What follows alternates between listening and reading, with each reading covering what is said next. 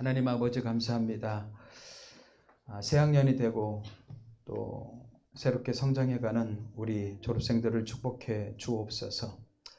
어려서부터 믿음 안에서 성령 안에서 말씀 안에서 아름답게 성장하고 자라갈 수 있도록 성령님들을 함께하여 주시고 예수님처럼 지혜가 자라고 키가 자라고 믿음이 자라갈 수 있도록 축복해 주옵소서. 어딜 가든지 하나님의 사람으로서 칭찬받고 하나님께 영광 돌리는 주의 자녀들이 될 수 있도록 축복해 주옵소서. 또 새롭게 올해 집사님으로 임명받은 우리 김 집사님을 축복해 주시고 주님께서 주신 사명 잘 감당할 수 있도록 지혜와 능력을 더하여 주옵소서. 늘 성령 충만하게 축복하여 주옵소서. 이 시간 주의 말씀 듣길 원합니다. 성령으로 함께 하시고 우리에게 말씀하시고 주의 음성 들려 주시옵소서. 감사하고 예수님의 이름으로 기도합니다. 아멘.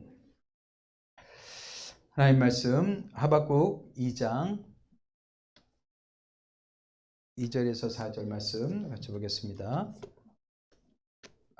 하박국 2장 2절에서 4절.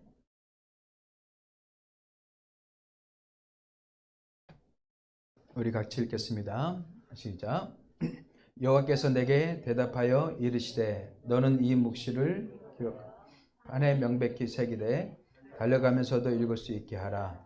이 묵시는 정한 때가 있나니 그 종말이 속히 이르겠고 결코 거짓되지 아니하리라. 비록 더딜지라도 기다리라. 지체되지 않고 반드시 응하리라. 보라, 그의 마음은 교만하며 그 속에서 정직하지 못하나 의인은 그의 믿음으로 말미암아 살리라. 아멘. 우리 지금은 하박국서를 같이 말씀을 공부하고 있습니다. 하박국은 자기의 생각으로 시대를 바라보면서 많은 고민에 빠지게 됐죠. 왜 악이 이렇게 횡행하는데 하나님은 잠잠하고 계신가? 그래서 하나님이 대답하십니다. 놀랍고 놀라운 일을 준비하고 계시다고 말씀하시죠. 그런데 하나님께서 그 놀라운 일이 바벨론을 통해서 유다를 심판하시겠다는 겁니다. 그래서 또 이 하박국 선지자는 하나님께 질문합니다. 왜 하나님 더 악한 사람을 통해서 유다를 심판하십니까? 하나님은 또 그 부분에 대해서 대답해 주시죠. 그 대답하시는 오늘 말씀이 오늘 말씀입니다. 하박국 선지자는 하나님 앞에 기도하면서 질문하면서 하나님의 음성 듣기를 사모했습니다. 어쩌면 이 하박국 선지자가 오늘 크리스찬들의 자세고 모습이라고 생각합니다. 지금 우리도 마찬가지로 코로나19라는 팬데믹 상황에 빠져 있고 그리고 이 상황 속에서 우리는 그리고 크리스찬들은 어떻게 살아가야 될 것인가, 또 무엇을 위해서 우리는 어떻게 살아갈 것인가, 아무것도 할 수 없는 이런 상황 속에서 교회는 또 어떻게 존재해야 될 것인가, 그리고 앞으로 이제 전혀 달라지는 그 상황 속에서 우리 크리스찬들은 어떻게 살아갈 것인가, 이런 깊은 고민과 생각을 해야 될 줄 압니다.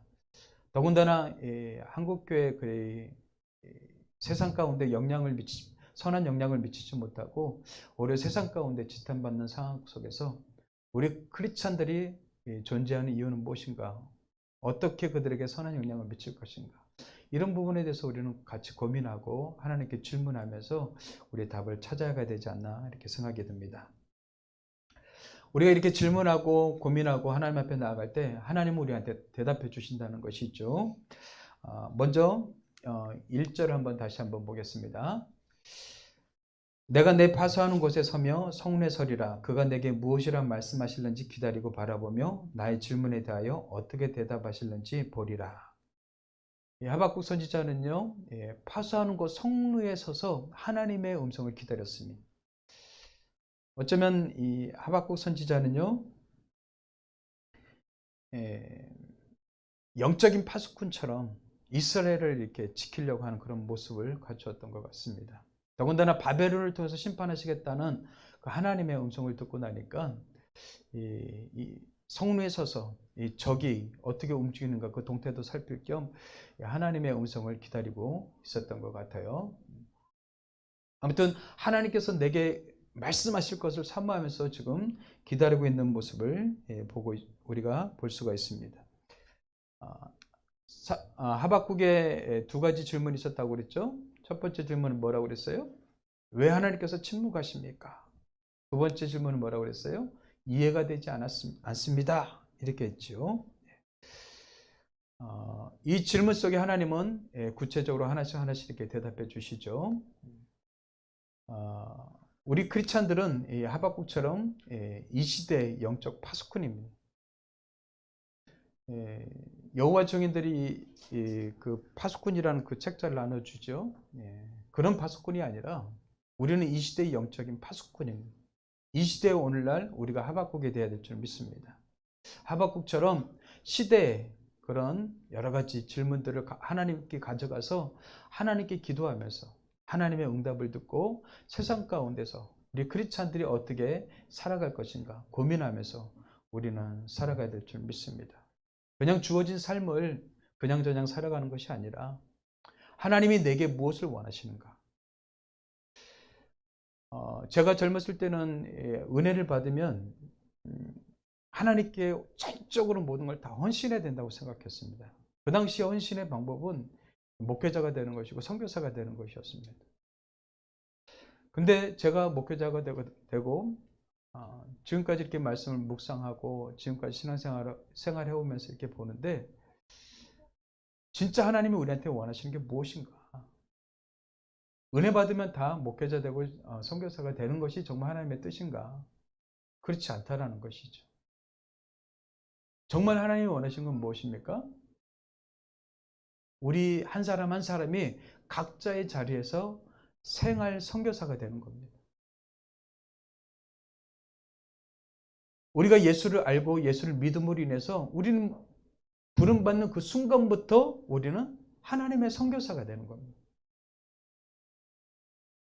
해외 나가지 않아도 신학을 하지 않아도 우리는 생활 속에서 각자의 자리에서 생활 선교사가 되어야 된다는 것이죠. 하지만 우리는 어떤 대단한 직분을 갖고 직책을 가져야지만 하나님의 일을 하는 것처럼 착각을 했어요. 그렇지 않습니다.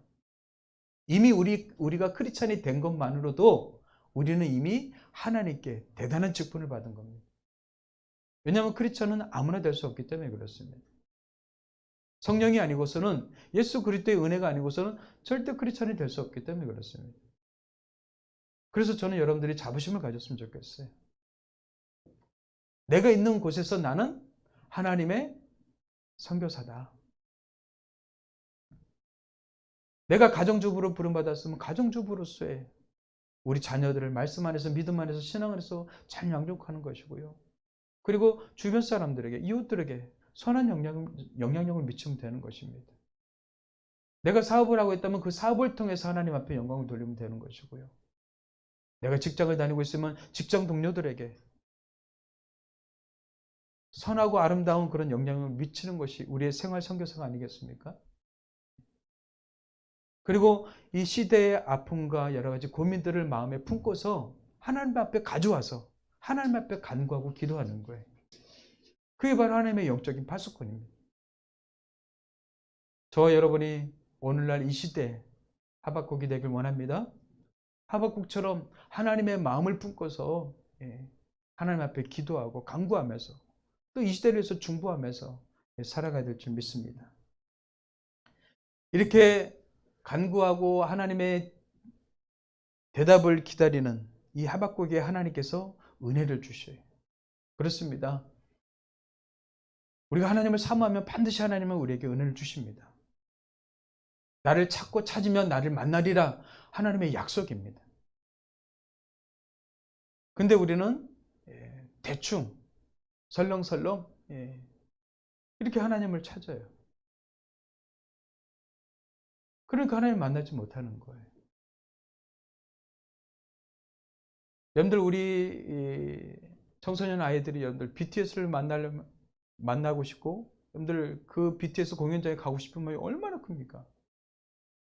그 티켓 한번 공연한다 하면 그 티켓을 사려고 그냥 막 난리가 납니다. 수많은 아이들이 경쟁하면서 그 티켓을 사요. 이렇게 인간의 영웅도 이렇게 만나려고 이렇게 애쓰고 이렇게 힘을 들이는데, 이 천지만물의 주인이신 하나님을 만난다는 게 간단합니까? 우리가 하나님을 사모하는 마음으로 간절히 하나님을 찾는 마음으로 다가갈 때 하나님은 우리를 만나 주신다는 사실입니다. 하박국은 이렇게 간절히 하나님 앞에서 사모하고 간구하고 질문하고 기도하면서 이렇게 기다린 거예요. 즉각적으로 오지 않습니다.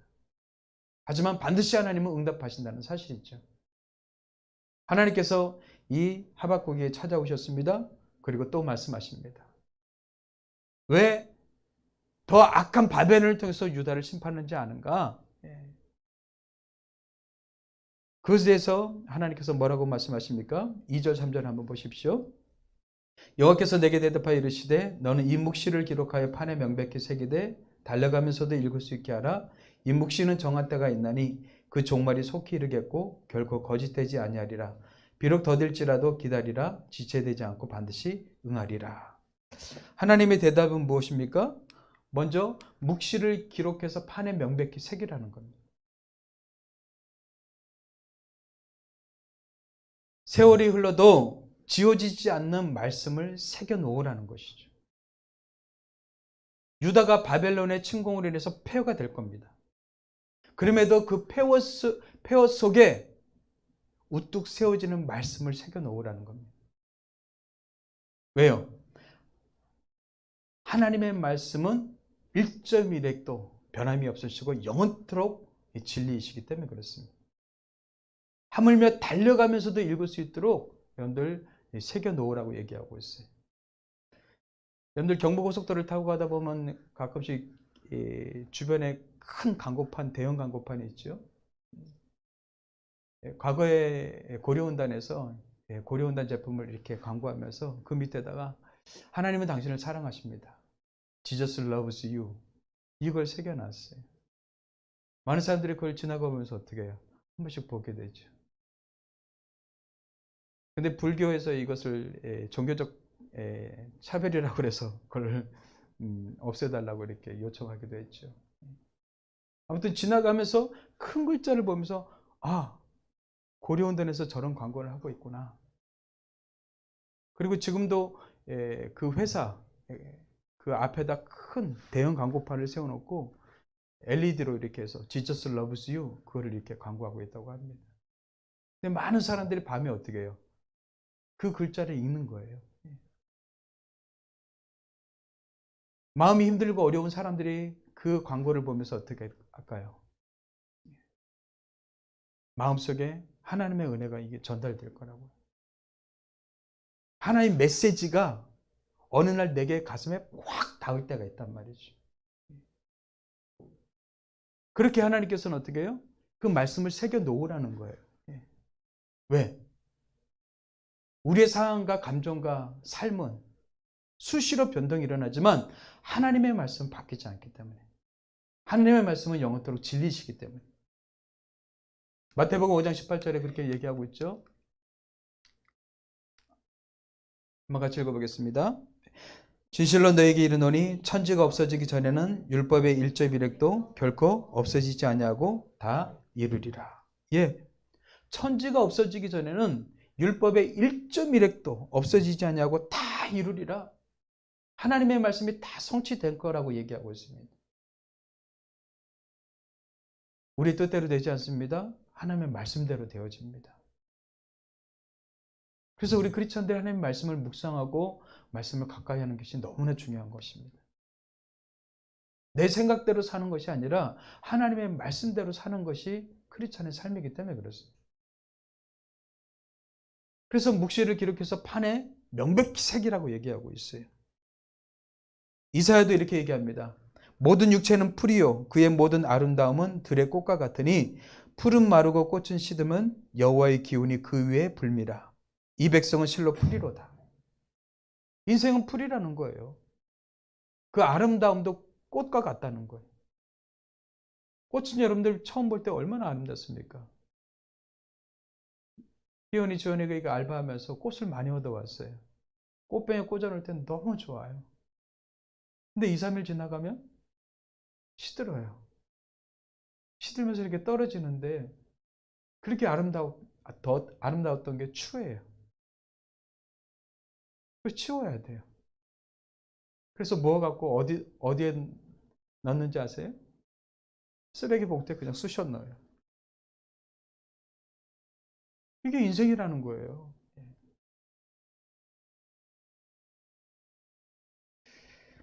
풀은 마르고 꽃은 시드나 우리 하나님의 말씀은 영원히 서리라. 그렇죠. 우리의 모든 것들은 다 시들게 되어 있습니다. 영원하지 않다는 겁니다. 우리의 육체, 우리의 삶, 우리가 갖고 있는 모든 것들도 다 시들게 되어 있습니다. 하지만 하나님의 말씀은 영원하다는 사실입니다. 매일매일 하루하루를 시작하면서 여러분들 하나님의 말씀으로 시작하십시오.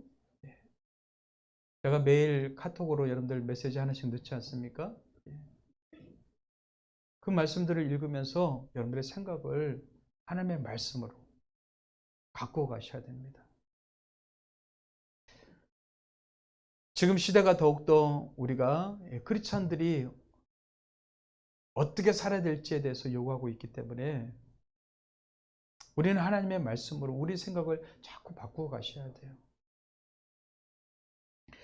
또한 하나님의 대답은 무엇입니까? 3절에 보면 묵시는 정한 때가 있다고 얘기하고 있습니다. 묵시는 정한 때가 있다. 정해진 시기가 있다는 것이죠. 그 때가 되면 반드시 이루어진다는 겁니다. 그래서 그 때가 이루어지기까지 뭐가 필요해요? 인내가 필요한 겁니다.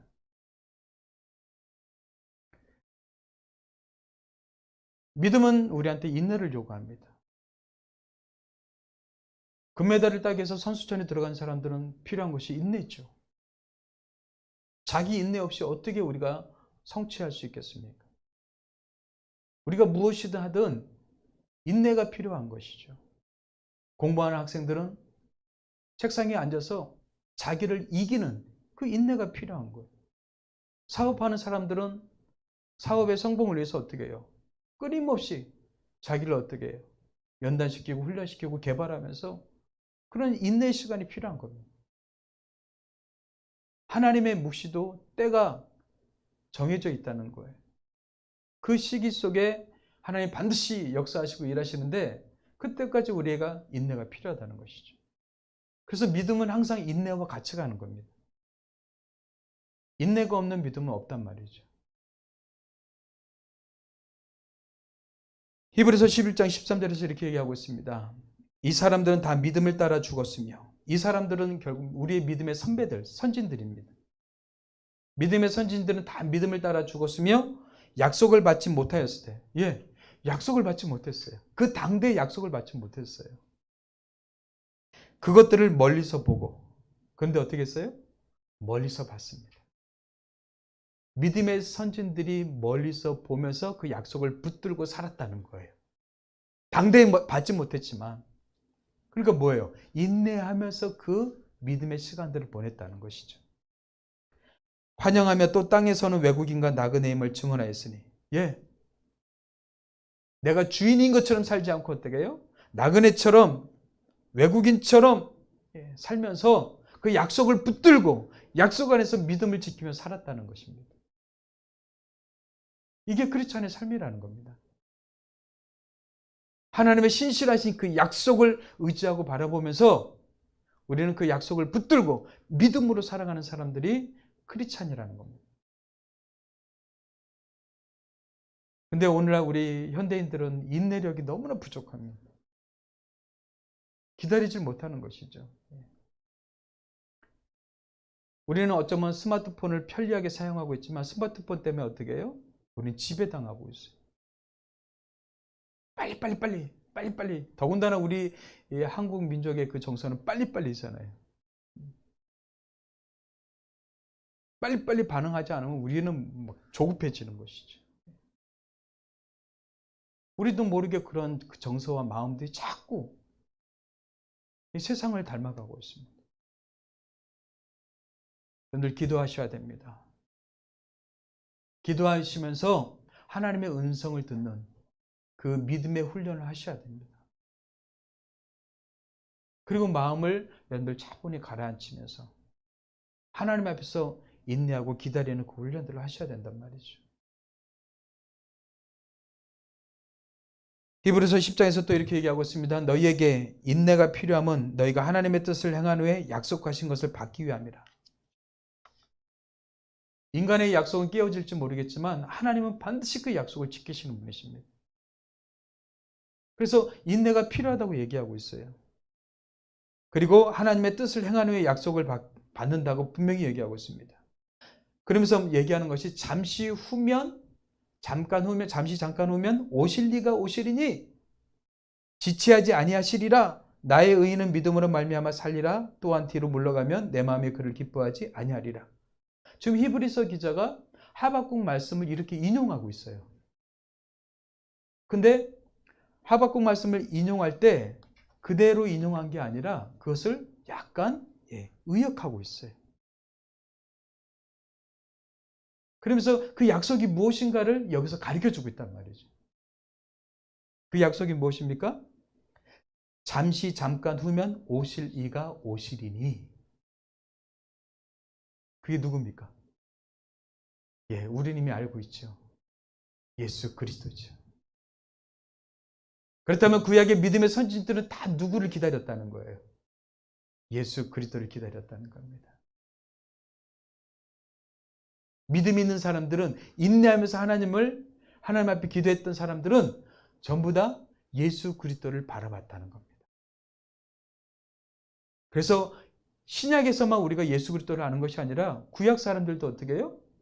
그 메시아 예수 그리스도를 바라봤다라는 거예요. 구약의 믿음은 오실 메시아를 바라보는 게 믿음이었어요. 그렇다면 신약의 믿음은 뭡니까? 다시 오실 예수를 바라보면서 사는 게 믿음인 것이죠.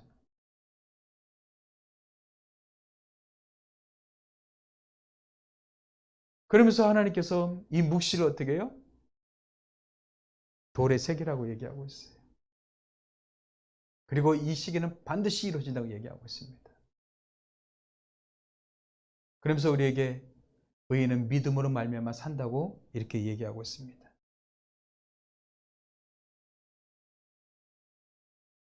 인간에게는 사실 소망이 없습니다.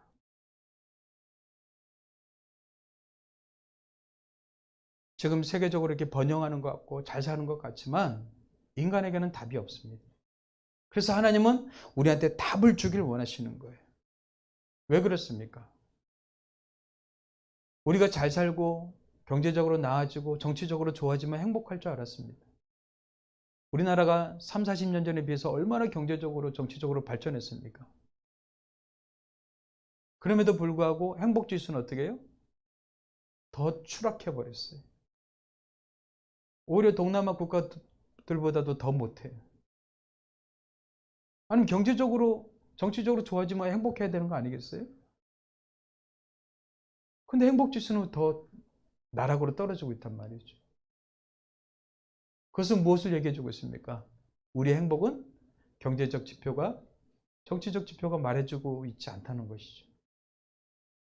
그렇다면 사람의 문제는 무엇입니까? 왜 우리는 행복하지 않습니까? 결국 인간의 문제는 무엇입니까? 인간의 문제는 마음이라는 거예요. 마음. 사람의 문제는 마음이라는 거예요. 마음.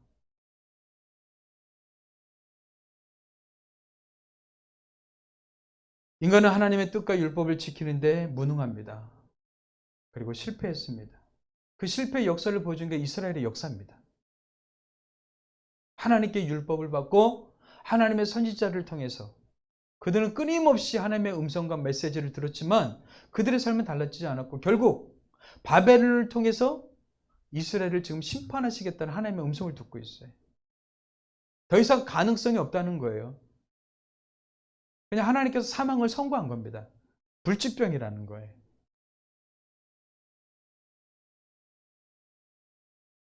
그 하박국 선지자는 너무 답답한 거예요. 그래도 하나님께서 조금 이렇게 징계해 주시고 다시 회복시켜 주시지. 근데 완전히 폐허 가운데 놓이게 하시겠다는 겁니다.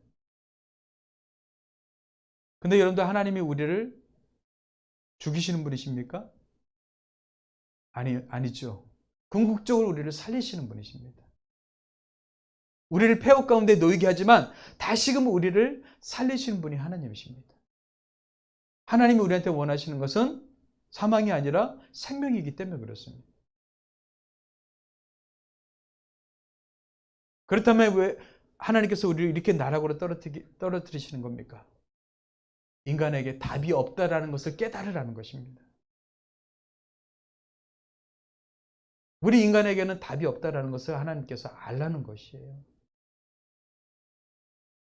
결국 하나님이 약속하신 메시아 예수 그리스도를 보내주시겠다는 그 하나님의 뜻인 거죠. 그래서 하나님의 처방전은 무엇입니까? 네.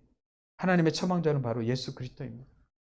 우리의 모든 죄와 모든 실패, 절망, 어둠, 악에 대한 모든 해답은 바로 예수 그리스도이십니다. 예수 그리스도가 내 안에 오셔야지만 내 마음이 바뀐단 말이죠. 내 마음에 변화가 일어난단 말이에요. 예수 그리스도가 내 마음속에 임재하셔야지만 내 삶이 바뀌어진단 말이에요. 이것 아니고는 답이 없단 말이죠.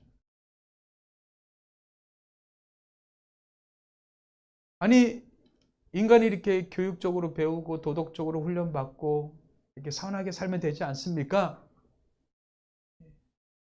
우리는 그것을 피상적으로 보는 것이죠. 여러분들 사람들의 마음은 얼마나 여러분들 겉으로는 그럴싸해 보이지만 속으로는 얼마나 거짓되고 악합니까? 얼마나 끊임없이 우리의 삶은 내면 속으로 무너지고 있습니다.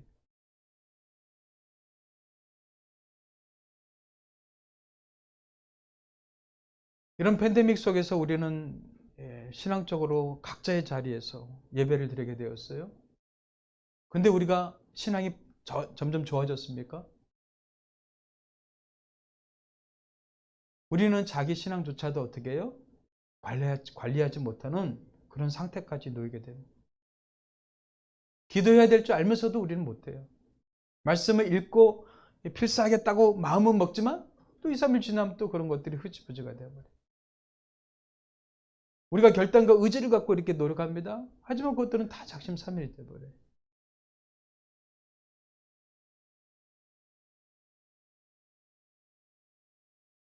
인간의 마음에는 끊임없이 욕망과 탐욕을 합니다.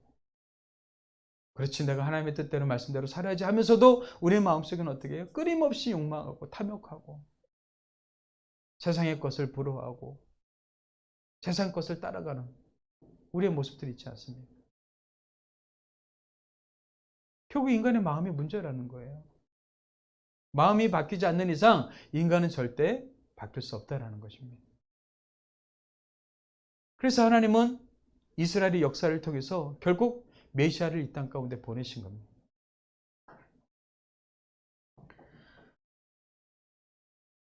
그리고 하나님께서 대답하시면서 뭐라고 말씀하십니까? 하나님의 묵시는 반드시 성취될 때가 있다고 얘기합니다.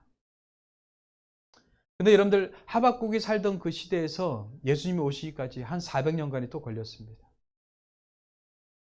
그래서 하나님께서 뭐라고 하십니까? 비록 더딜지라도 기다리라. 지체되지 않고 반드시 응하리라.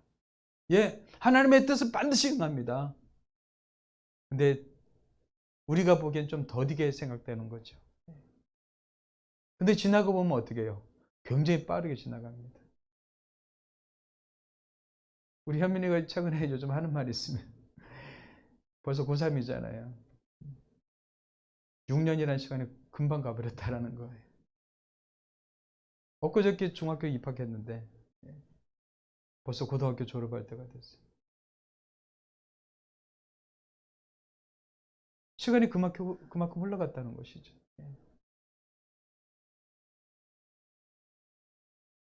시간은 빠르게 갑니다. 하지만 그 시간 속에 하나님은 반드시 하나님의 뜻을 성취하시는 때가 있다는 것입니다. 우리는 그 속에서 우리는 하나님을 의지하고 하나님을 믿고 하나님의 뜻 가운데서 살아가는 것입니다. 그래서 하나님의 말씀을 가까이 하면서 그 말씀을 통해서 우리가 힘을 얻는 거예요. 그렇지 않은 힘은 어디서 옵니까? 말씀과 기도에서 오는 겁니다.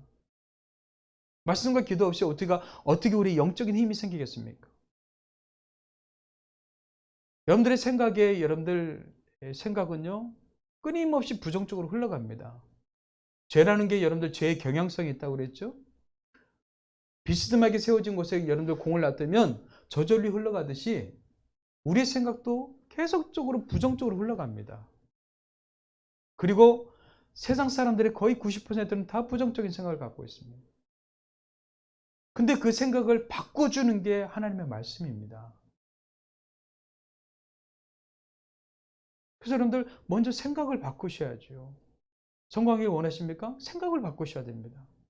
잘 되길 원하십니까? 생각을 바꾸셔야 됩니다. 근데 우리도 모르게 어떻게 해요? 부정적인 말이 툭툭툭툭 튀어나와요. 부정적인 언어를 남발하고 있죠.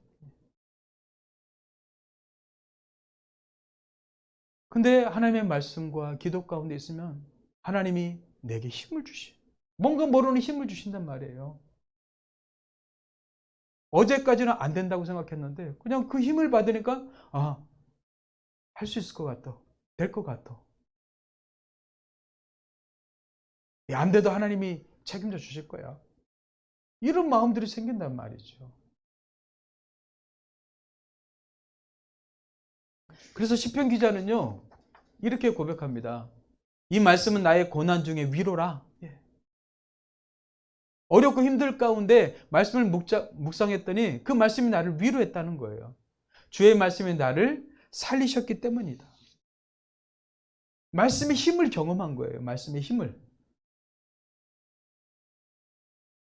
고난 가운데 절망 가운데 우리의 생각은 얼마나 부정적으로 바뀝니까? 얼마나 무너집니까?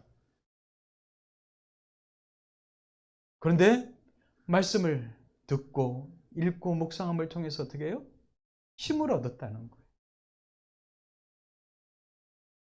사람은 의지가 있어야지 무엇인가를 하죠. 의지가 꺾이면요, 아무것도 할 수 없습니다. 마찬가지로 생각의 의지가 있습니다. 내가 이렇게 해야지. 그래야지 몸은 움직이게 돼 있어요. 근데 그 생각의 의지가 꺾이잖아요? 그럼 아무것도 하기 싫은 거예요. 삶이 무너지는 겁니다. 무너지는 거예요. 근데 하나님의 말씀이 어떻게 해요? 힘이 되고 그 의지를 발동시키고 나의 삶을 생명력 있게 만들어준단 말이죠.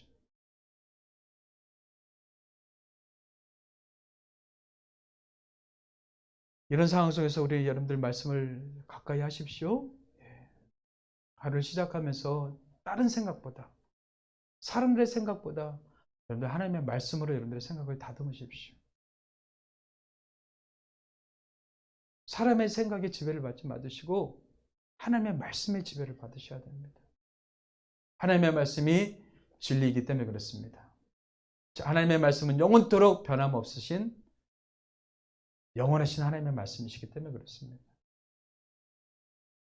그래서 그 의인은 믿음으로 말미암아 산다고 하나님께서는 우리한테 가르쳐주고 있습니다. 4절 한번 보십시오.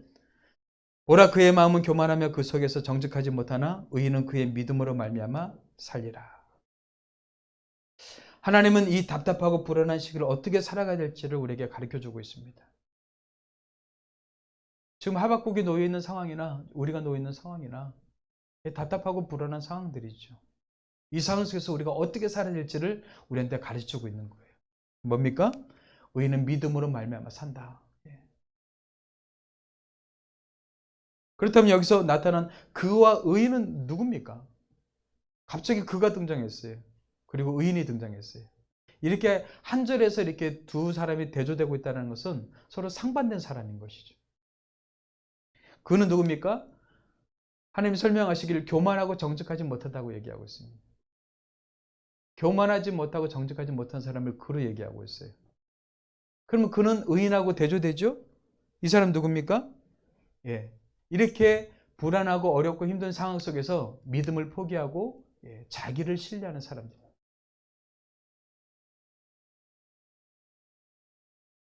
우리에게도 똑같이 나타나고 있습니다. 이런 팬데믹 상황 속에서 우리가 각자의 자리에서 예배를 드리다 보니까는 믿음이 바닥난 사람들이 있어요. 바닥나다 보니까 어떻게 해요? 하나님을 의지하기를 포기하고 어떻게 해요? 자기 의지를 가지고 자기를 신뢰하면서 자기 감정으로 자기 느낌으로 살아가는 사람들이 있단 말이죠. 교회 가나 안 가나 똑같네? 교회 안 가면 옛날에 큰일 날 줄 알았어요. 근데 교회 가나 안 가나 똑같네? 그러면서 어떻게 해요? 점점점 자기를 의지하고 자기를 신뢰하는 사람으로 바뀌어간단 말이죠. 그래서 그런 사람을 그라고 얘기하고 있습니다. 근데 여러분들 이 그라는 사람은요. 인간의 마음이 어떻다는 걸 모릅니다. 만물보다 거짓되고 심히 부패한 것이 마음이라. 우리의 마음은요. 하루에도 12번 바뀌어요. 이런 의지를 가졌다가도 금방 돌아서면 또 놓쳐버리는 게 인간입니다. 새로운 각오와 결단과 결심을 가져도 또 내일 되면 흐지부지 되는 게 인간이란 말이죠. 여러분들 명심할 게 있습니다. 인간의 마음은 거짓되고 심히 부패하다는 사실입니다. 그래서 우리는 우리 자신을 믿어서는 안 됩니다. 내 마음을 믿어서는 안 되는 거예요. 우리는 하나님을 믿어야 돼요. 우리의 마음은 수시로 바뀌기 때문에 그렇습니다. 누가 능히 이를 알리요마는 아는 사람이 없다는 거예요. 아는 사람이 그리 많지 않다는 겁니다. 자기 마음이 거짓되고 부패하다는 것을 아는 사람이 그리 많지 않다는 거예요.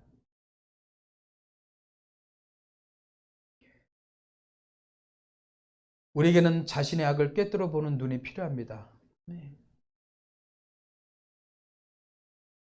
하나님을 신뢰하지 않는 사람들은 교만한 사람이라고 얘기하고 있습니다.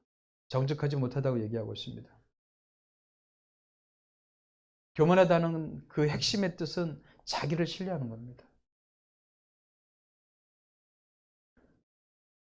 그래서 자기를 신뢰하다 보면 여러분들 사람들은 부패하고 거짓된 것을 따라가게 되는 것이죠. 우리를 변화시키고 바꿔주시는 것은 하나님이십니다. 우리의 마음을 새롭게 하시는 분도 하나님이십니다. 우리 안에 성령을 부어주셔서 그 성령을 통해서 우리를 새롭게 하시는 분이 하나님이십니다. 그래서 하나님은 하나님을 의지하고 하나님을 신뢰하고 믿음으로 살기를 원하시는 거예요. 이 상황 속에서 하나님이 우리에게 주시는 그 해결책은 무엇입니까? 믿음으로 말미암아 살아라 이런 뜻이에요. 믿음으로 말미암아 살리라. 여러분들 이 메시지는요 강력했습니다. 그래서 시대마다 이 메시지가 많은 사람들에게 감동과 은혜를 주고 변화시켰어요. 이 메시지의 핵심, 믿음으로 말미암아 산다는 그 메시지의 핵심이 로마서 아닙니까? 그 로마서가 여러분들 사도 바울을 바꿨어요. 그리고 그 로마서 때문에 여러분들 어거스틴이라는 사람이 바뀌어졌습니다.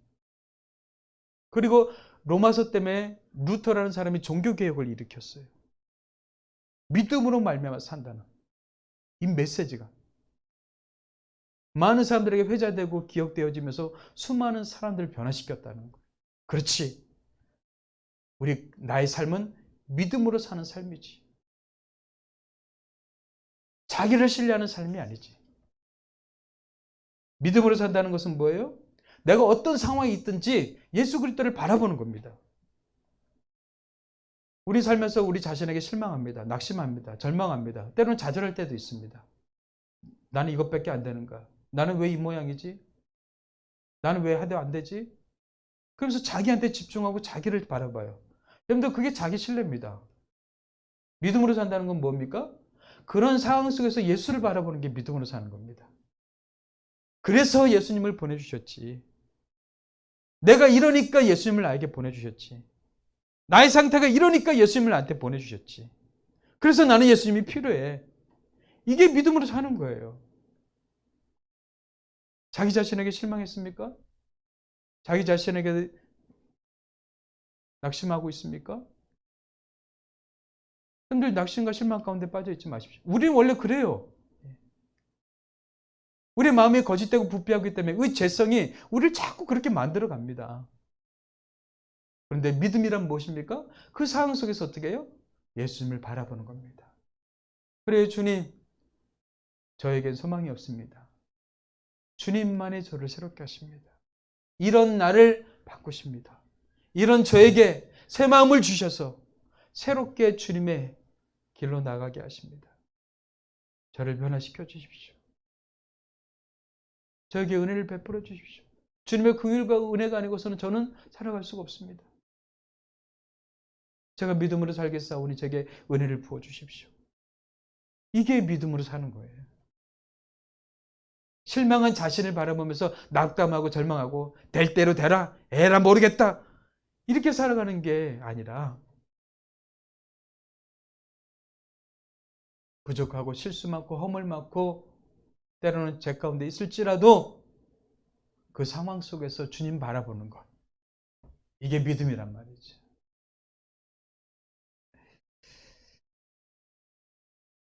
주님 바라보시길 바랍니다. 의인은 믿음으로 말미암아 산다고 얘기하고 있습니다. 믿음으로 사셔야 돼요. 근데 우리는 끊임없이 그 믿음으로 사는 게 아니라 뭐예요? 보이는 환경에 따라서 살아간단 말이에요. 아까 히브리서에서 하박국 말씀을 인용한 거 다시 한번 보시겠습니다. 너희에게 인내가 필요하면 너희가 하나님의 뜻을 행한 후에 약속하신 것을 받기 위함이라. 이 말씀을 하박국 말씀하고 비교해서 한번 천천히 한번 읽어보세요. 잠시 잠깐 후면 오실 이가 오시리니 지체하지 아니하시리라. 하박국은 그걸 몰랐지만 히브리서 기자는 알고 있었어요. 그분이 누구인가? 그러면서 나의 의인은 믿음으로 말미암아 살리라. 또한 뒤로 물러가면 내 마음이 그를 기뻐하지 아니하리라. 하면서 덧붙이고 우리한테 그것을 잘 해석할 수 있도록 도와주고 있습니다. 그럼 믿음으로 산다는 건 뭡니까? 뒤로 물러가지 않는 겁니다. 뒤로 물러간다는 것은 뭐예요? 영적 침체에 빠지는 겁니다. 영적 침체에 빠져서 결국 하나님을 놓치고 하나님을 잃어버리고 자기 힘과 능력과 의지와 지혜로 살아가는 게 바로 뒤로 물러나는 것입니다. 근데 의인은 뭐라고요? 믿음으로 산다고 그랬어요. 그럼 여기서 말하는 믿음은 뭐예요? 하나님의 신실하신 약속을 믿고 눈에 보이는 환경에 반응하며 살지 말고 말씀에 반응하며 사는 사람들이, 보이는 환경에 따라서 내 감정을 드러내고 생각을 드러내는 것이 아니라 우리는 약속의 말씀을 붙들고 말씀에 반응하며 사는 것이 믿음이라는 것이죠. 여러분들 세상의 모든 천지 만물들은 다 길을 갖고 있는 거 아세요?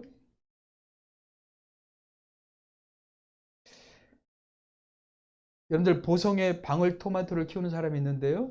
이 사람은 매일 아침에 그 토마토에다 클래식을 켜준다고 합니다. 그랬더니 토마토가 아주 영양가 있게 잘 자라고 있다는 거예요. 뭐예요? 토마토가 듣는다는 거예요. 여러분들 요나가 여러분들 하나님의 사명을 거스르고 여러분들 도망갔지 않습니까? 그러다가 여러분들 바닷속에 던져지게 됩니다. 근데 큰 물고기가 그걸 삼켜요.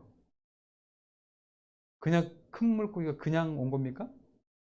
하나님의 명령을 따라온 거죠.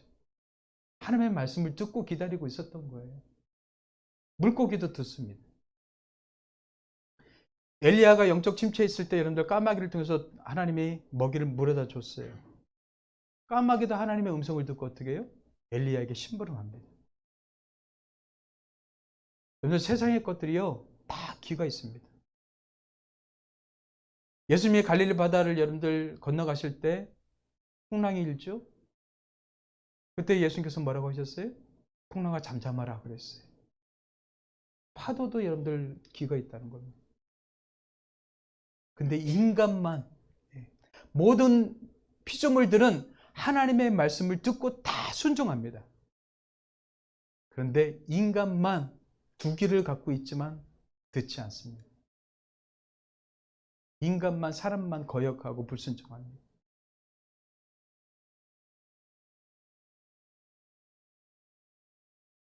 그게 바로 죄라는 거예요. 부모가 자녀들한테 얼마나 바른 소리를 합니까? 근데 자녀는 듣지 않죠. 스스로 깨닫기 전에는 듣지 않습니다.